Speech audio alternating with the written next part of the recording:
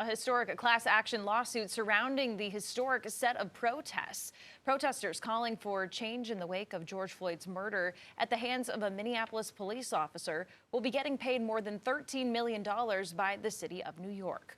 Protesters there and across the country were met with violence by police during those racial injustice protests during the summer of 2020. Queen City News Chief Legal Analyst Khalif Roj looked over the settlement and joins us now with more details. Khalif?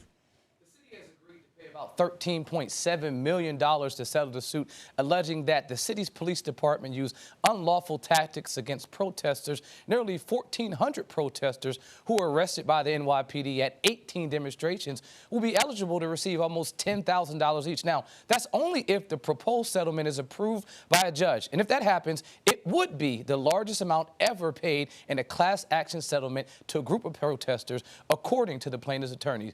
Here's what the original plaintiff had to say about the settlement. I was riding my bicycle and a policeman came and used their vehicle to try to stop me from leaving the site. And she grabbed my handlebars and I was knocked to the ground, and later I found out I broke my foot. The taxpayers of the city cutting a check can't just be another cost of doing business for the police department.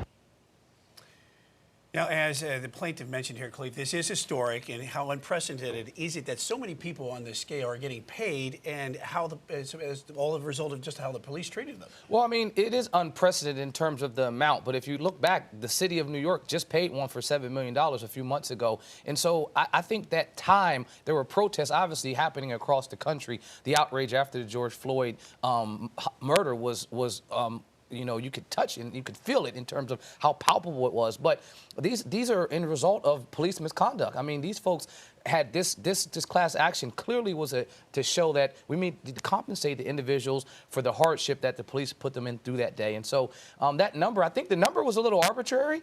However, it's a number that I think will at least make some folks feel a little at ease.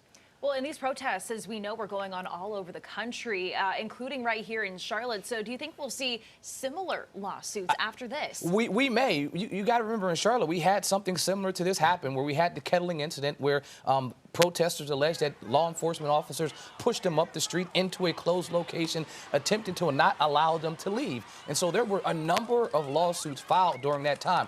One settled.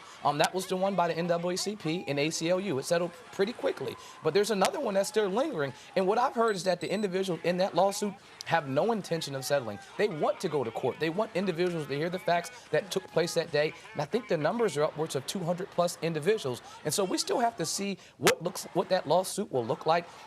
But I think it's more of a demonstration, even through the court process, to ensure that their voices will be heard within the legal process. Yeah, certainly more to come on this one. For sure. Khalif Roj, Chief Legal Analyst for us. Thanks.